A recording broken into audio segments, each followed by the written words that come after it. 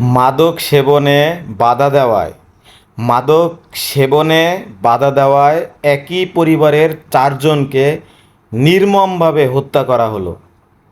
কি বলবো ভাই, মনে হচ্ছে যে আমরা বেঁচে থেকে কোনো লাভ নাই, বিচার নাই, প্রশাসন নাই। কি একটা অবস্থা। মানে সে হচ্ছে একজন শিক্ষক, একজন স্যার। তার বাসার ছাদে মাদক সেবন করতে দেওয়া হয় নাই, বা মাঝে মাঝে তারা বাধা দিত। তার কারণে দুইজন আম, কি বলবো, এদের তো সন্ত্রাস, নাম নিতেও ঘৃণা লাগে। যদিও ইনবক্সে সব দেওয়া আছে, আপনারা দেখে নেবেন, কিন্তু তারপরেও কিছু কথা না বললেই নয়।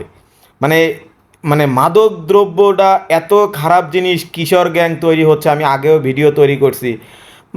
কোনো তৎপরতা নাই, দেশের অবস্থা এত খারাপ, এত অবনতির দিকে যাচ্ছে, কোনো প্রশাসন কোনো ব্যবস্থা নিচ্ছে না।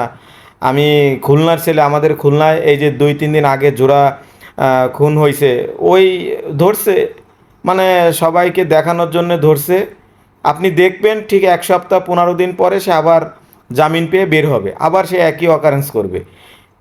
আমাদের খুলনায় এমন অ্যাভেলেবেল আছে, যা কি বলবো। তো ভাই কিছু বলার নাই, খুব কষ্টের বিষয়, খুব খারাপ, খুব মর্মাহত। আসলে এটা খুব ন্যাক্কারজনক, হোক তারা হিন্দু ধর্মের।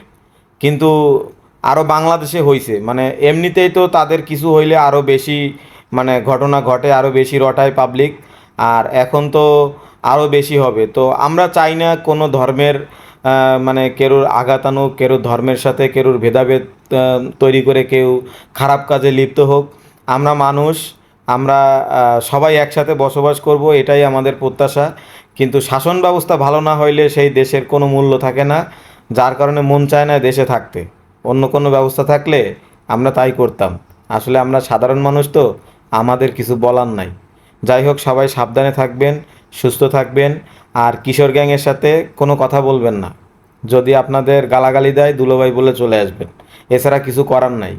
কারণ কিশোর গ্যাং এখন আপনাকে মানে কি বলবো, মারতে দ্বিধাবোধ করবে না, খুন করতে দ্বিধাবোধ করবে না, কারণ কোনো বিচার নাই। তো যাই হোক, আপনাদের সাবধানতা নিজেদেরই করতে হবে। ভালো থাকবেন। আল্লাহ হাফেজ।